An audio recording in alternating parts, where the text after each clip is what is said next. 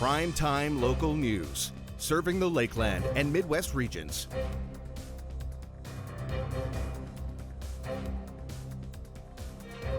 And turning to local news now, one of Lloydminster's biggest summer events kicked off on Wednesday. It was night one of the CPCA finals, and a high-profile guest made an appearance at Halstead Downs. Premier Danielle Smith was among those in attendance. Earlier in the day, she met with Lloydminster Mayor Gerald Albers, MLA Garth Rosewell, and Saskatchewan MP Rosemary Falk. The Premier says she has family in the Lloydminster area and is happy to be back to enjoy a historic Western Canadian sport. The Professional Association here has been doing them since the 40s, but we are celebrating a 100-year history this year of chuck wagon races, and so it's always exciting to watch them. But being in the border city is so important. We have a really great relationship between Alberta and Saskatchewan, and I think the fact that we have a border city like this that works pretty darn well is an example of how we have shared history, shared values, sometimes shared fights with Ottawa, and but I'm feeling really optimistic about where things are at, and it's nice to see all the incredible activity going on here.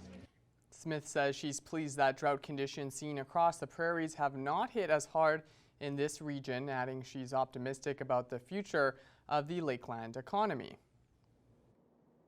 But one of the things that I took away is that Lloyd has done a tremendous job of being able to graduate students locally with Lakeland College and then keep them in the area. And there's just some wonderful innovations happening here with Peregrine and virtual reality, which I think is going to be extraordinary in changing how we educate and train people, as well as Bitcoin mining. I'm at one of the biggest Bitcoin mining operations in the province, and so I just love the fact that we're beginning to see not only traditional industries, but also the new technology getting married.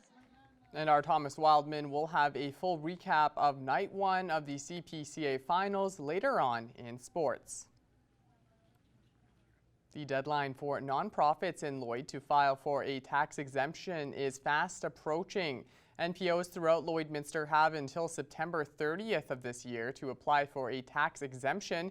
To be eligible, they must meet standards set out by the Community Organizations Property Tax Exemption Regulation, or COPTR.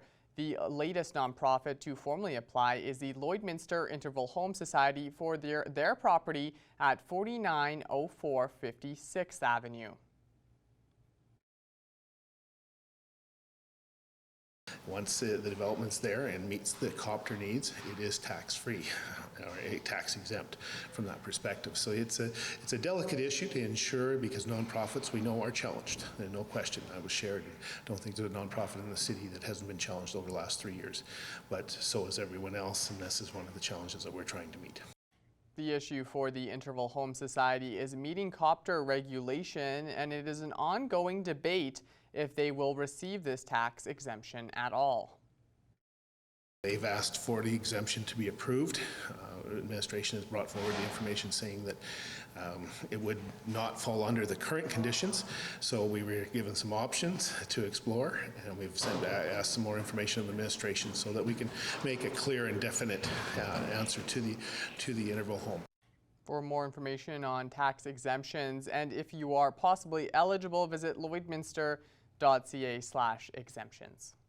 Cool project there for those students, and great to see Evan yes. as well, hey? Yes, it's always nice to see Evan Kenny back here again. But yeah, the robotics thing is really cool, and you know, congratulations to all the students that placed, and yeah, it's very exciting for Alberta. Definitely a fun experience for them, yeah. But time for us to take a look at weather now. Yep. Things warmed up today. Yes, we had a very humid day out today. It ended up getting up to 30. Pretty windy, but the wind was not that cold. It was actually quite warm of a wind when I left today. Even with that wind, it was still warm out there. Yes, yeah. I felt very hot and very humid out, so if you don't have straight hair, you're probably going to be looking at a bit of frizziness that you'll have to tame. But it's currently 29 here in Lloydminster, and like I said, a little bit on the windier side, and it's been quite cloudy. We are expecting to see some rainfall possibly over tonight and into tomorrow morning. But it is 29, so it's still fairly warm outside if you still want to go for a walk or go to Bud Miller or anything like that. You can still do so.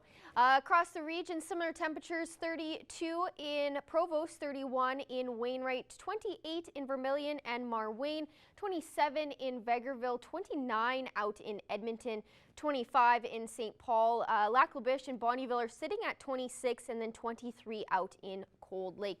And then on the Saskatchewan side, 33 in Macklin, 31 in North Battleford, 30 in Maidstone, and then you got 26 in Isle Cross, Pierceland, Green Lake, and Meadow Lake, and then 27 in St. Walburg. So similar temperatures what we've seen the past couple of days. Quite warm out across the region. Tonight, overnight in North Battleford, it'll drop to 15, so temperature won't be that cold. However, it's going to be partially cloudy, and there's a chance of some rainfall throughout the night. About an 84% chance of that precipitation, so definitely keep that in mind if you're going out. And then tomorrow, it'll be 23, definitely cooler than what North Battleford has been seeing for the past couple days, being in the 30s, but it will be a mix of sun and cloud, so hopefully the sun is out a lot more than the clouds, because it is still going to be a nice temperature. And then tonight in Cold Lake, it'll drop down to 15 degrees, and there will be considerable cloudiness, and there is about a 25% chance that you could see some rainfall as well. And then tomorrow tomorrow morning, there should be some showers, about 98% chance of precipitation, and only a daytime high of 18. So things really start to cool off, and there is some chances of those showers happening. Overnight here in Lloydminster, like I said earlier, we do have a chance to see some showers overnight tonight, and it will be a fairly cloudy day sitting at 12 degrees. So it won't be too cold, but you know, with that rain, it could make things feel a little bit cooler than it is. And then tomorrow, we cool down like Cold Lake to 17 degrees. So it will not be that cool or that warm of a day, and we are expected to have some showers in the morning, maybe early afternoon, but other than that, it should just be cloudier and cooler. And then over the next 3 days, we'll have a low of 8 for tomorrow, and then on Saturday, it doesn't look like there's many chances of rain like we saw the last couple of days, so that's always nice to see. It should be a fairly sunny day, but there will be some cloud coverage with a high of 19 and a low of 5. And then on Sunday, we warm back up into the 20s with a high of 21 and a low of 8 with a mostly cloudy day. I'll have more for you in my next weathercast. For now, we will toss it back over to Jace Mackey. Thank you so much for that, Abby. Stay with us. After the break, we'll take a look at today's business news.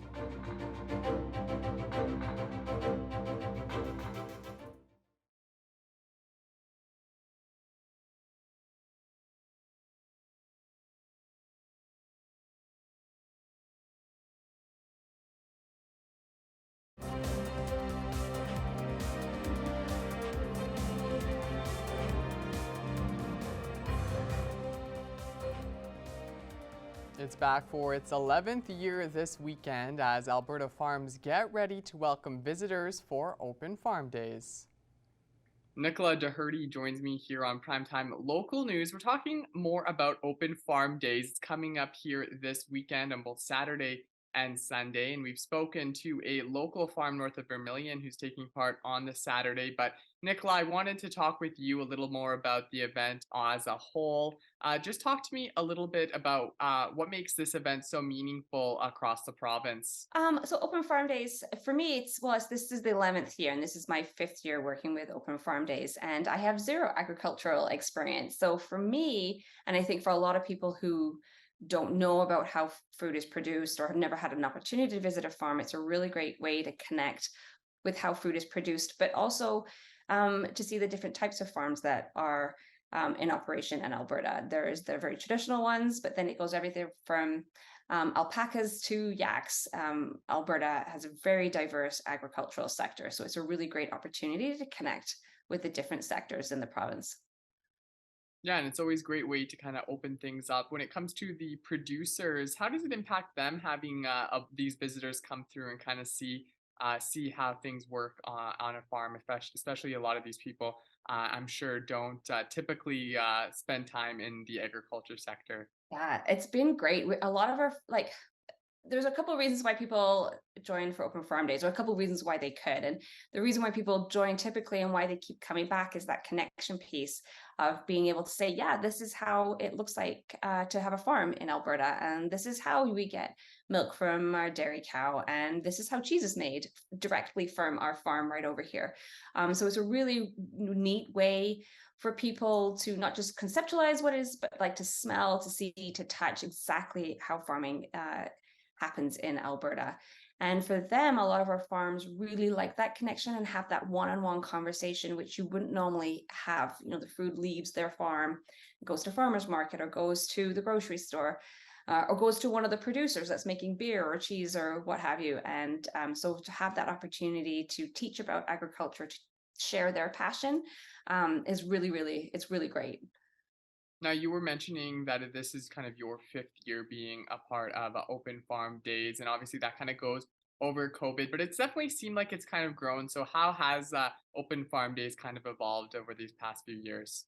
It's been great. We were talking about this yesterday. So we started with 35 farms 11 years ago, and we focused really on the agritourism part, you know, just to kind of get it going, and then is really evolved into some farms that started off in Open Farm Days no longer participate because they are 100% agritourism businesses year round.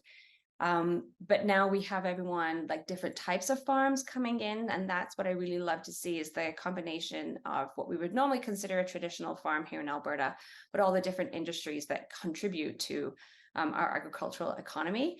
One thing that we've started doing in the last 2 years is putting a focus on some of those different types of economies. So last year we had the year of apiaries, bees and honey, and shining a spotlight on that. This year we're shining a spotlight on bison, which I learned this year. Alberta is 48% of Canada's bison production. So it's really cool, like learning about all these things and shining these spotlights on them, so we can educate and engage with food in Alberta. Now, it's very exciting. Definitely a lot of different options for people, and there's farms across the province that are taking part in this, taking place on the Saturday and the Sunday. Can you want to take us through a little bit about maybe where people can find out more about the farms taking part? Because I know some are taking part only on the Saturday, others are doing it for both days. So there's lots of different options for people to kind of learn about agriculture and get involved in agriculture in the community.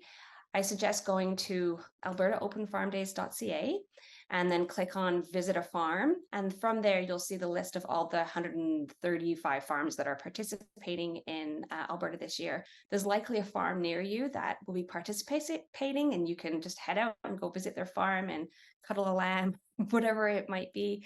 There is a filter tool on the landing page where you can filter your location and types of farms that you would like to visit. And that's a really great place to start. Awesome. Well, thank you so much for taking some time to talk with us today. Definitely exciting to see every year how many different farms are taking part, and just the opportunity to kind of showcase these different businesses to the wide swath of Albertans out there. Yeah. Thank you so much, Jason. Thanks for the opportunity. And now it's time for us to take a look at today's agriculture prices.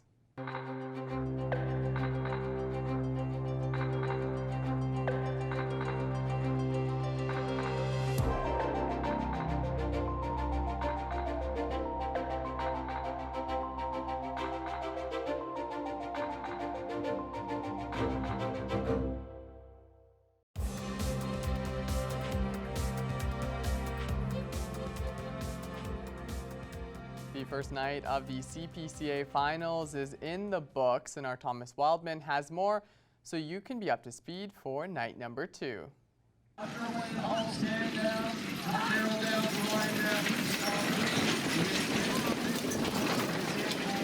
It was an exciting night of chuck wagon racing at Halstead Downs, with our mayor, our MLAs in both Alberta and Saskatchewan, and even Premier Danielle Smith taking in the festivities. With only 4 races left and many drivers in a very close race for the top 4 spots, everyone was ready to turn and burn.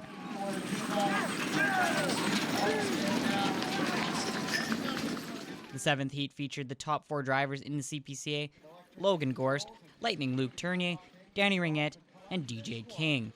It was a very tight race, with the 4 drivers all being in the top 6 times of the night. Danny Ringette won the final heat and the fastest time on the night. We got the 1 barrel tonight. Kind of waited a little bit in the barrels, but made a nice turn, and Luke had a really good turn, but he kind of got into penalty trouble, so we got lucky tonight. But the horses really ran tonight. We kind of got stuck on the rail, and it was a little heavier down there, so the boys actually ran really good on the rail, and we turned out to have a good time.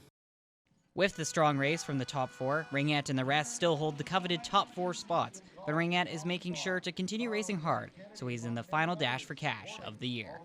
We're just going to try and stay clean, and hopefully we stay in the top 4, and then it'll depend on the barrel draw, which outfit we'll put in. You got to be lucky to be good and good to be lucky, so we're just going to take each day as it comes, and just try and stay consistently clean, and hopefully we can be in that final 4.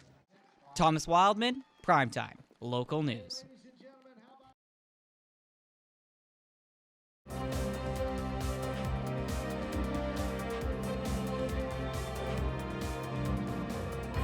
I'm happy to be joined here today by Janelle Owens with the Lloydminster Mall. Thank you so much for joining me today.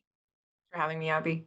Of course. So summer has just absolutely flown by, and it's coming to the end very quickly, especially for kids going back to school. Now the mall, obviously, people are looking for back to school outfits, books, supplies like that.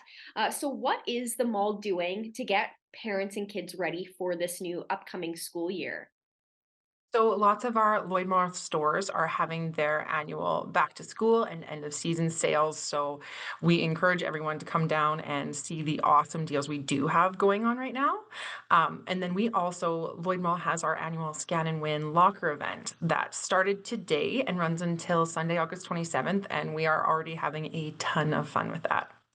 And can you go into details a little bit about the Scan the Locker and that contest and what people should know about it, if they've never heard of it? Absolutely. So our customers can make an in-store purchase at any store in the mall. They will receive a promo code with a QR code on it. They can scan that code. It reveals an instant prize or a locker combination to come and try to unlock one of 4 grand prize lockers. And we have some pretty great grand prizes. Is there any hints that you can give on what those grand prizes are, or do you want to keep that completely under wraps? No, that I will share for sure. So there's 4 grand prizes. One is a 9th generation iPad. One is a 50-inch Samsung Smart TV. There is a $500 Lloyd Mall gift card and a Experience Lloydminster package, which has gift cards to May Cinema, Boston Pizza, Lloyd Lanes, the BioClean Aquatic Center Pass, all in a Herschel backpack filled with school supplies. That sounds amazing, and those prizes are really, really great. Now, is there restrictions to this contest? Is there certain guidelines that people have to follow, whether they have to prove that they have children going back to school, or just anybody who makes a purchase at any of the stores will receive a code? Anybody that makes a purchase at a participating store will get a code. Perfect. Now, we were talking a little bit about off camera, but the mall went through a massive flood. And so a lot of places were kind of closed down, especially the food court. Now, you wanted to mention some upcoming info about the food court that people should know about. Yeah, so we definitely did go through a bit, but we do have some exciting news. So our leasing department has secured a new vendor for us, which is Maurice's, and it's a national women's clothing store. And they are opening up a large retail space in the last quarter of this year. So we're very excited about that. And as well, we just want to let everyone know that we are actively working on expanding our food court. And we have many opportunities from national brand vendors that have expressed interest in Lloyd Mall, but we need business operators to connect with them. So if anyone is looking for a new business venture, please go to lloydmall.com or call the Lloyd Mall admin office, and we will be happy to connect you with our leasing department. And is there anything else that you would like to add that I may have missed for back to school or for the mall in general?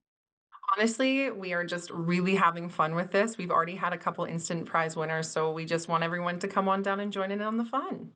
Awesome. Well, thank you so much for joining me today. Hopefully, this gets kids a little bit more excited about having to go back to school and sit in those desks every day. So, thank you so much for joining me.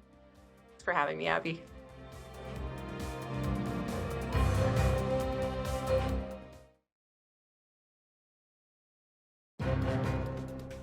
Furniture set and design supplied by Furniture Gallery, downtown Lloydminster.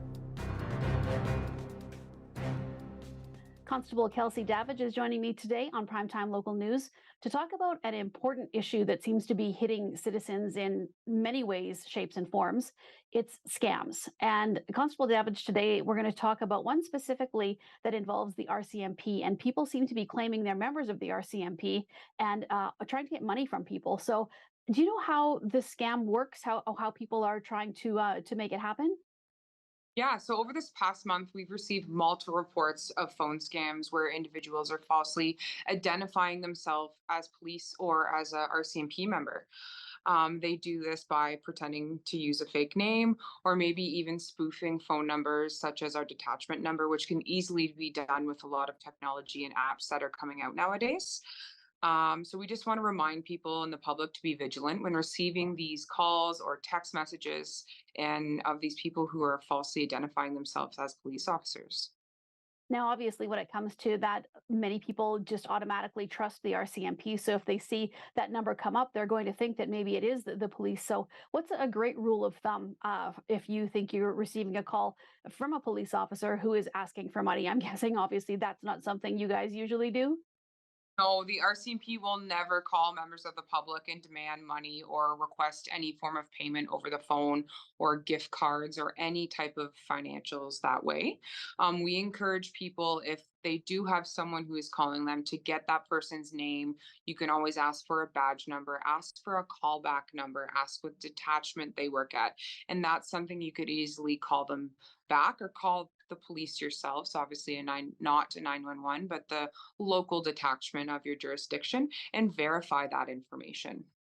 We keep seeing reports of a number of different scams. There's the romance scam.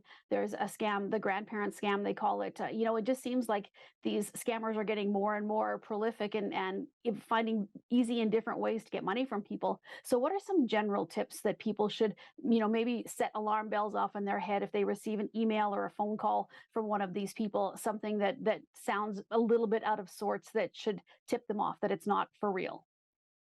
Yeah, I would say always trust your gut instinct if they're sounding a bit off or what they're saying is not truthful or you just feel that it's not real. Again, take down that information. You can always call back or call your detachment just to verify that that person says who they are.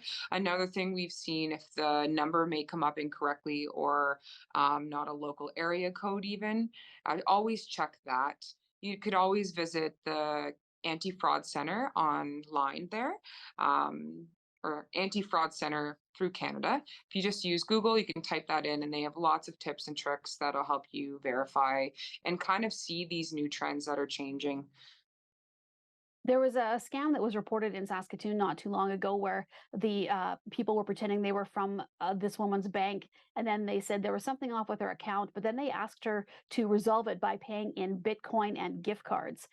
No legitimate bank would it ask for something like that. So is that kind of something to keep in mind too, that if you get one of these calls that any legitimate, even a charity or organization wouldn't ask you to pay in something like that?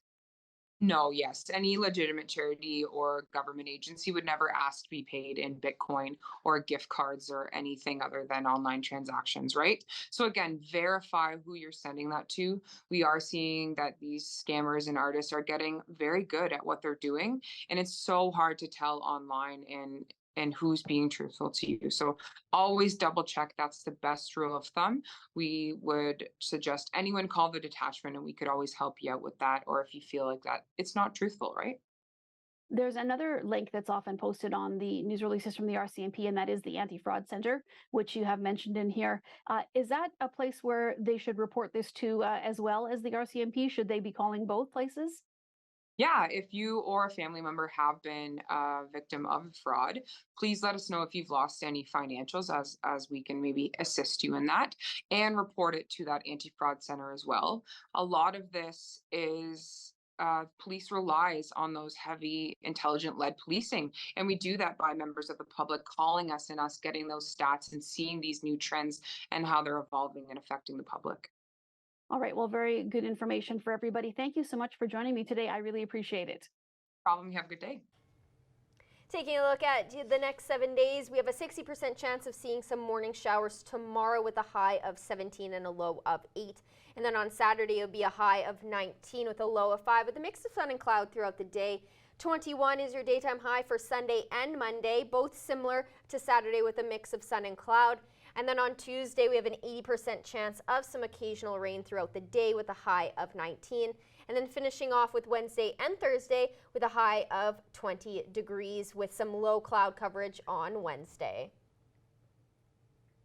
Now it looks like we got some good weather for the PCA races that are going to be taking place, I guess except for Friday, a little bit of rain, but should be good time out there. Yes, and I don't think it's going to rain all day tomorrow, so it should be fine, and hopefully the track isn't too wet for them. I'm not sure the protocols for if the track is wet during the races, but it shouldn't rain too hard in the evening, so it should be good, and hopefully for the rest of the weekend goes well for them as well. Yeah, it looks like it'll be nice for Championship Sunday. Of course, we got those corgi races that are going on too, something I know you're probably excited about. Which is even better because, I mean, let's be real, corgi races are the best. What could be better than that? Yeah, there is nothing better than that. So definitely bring out all your corgis and dogs to this event. And of course, there's a dash for cash as well, so a little consolation there. That's all the time we have. Thank you so much for joining us. We'll be back here again tomorrow.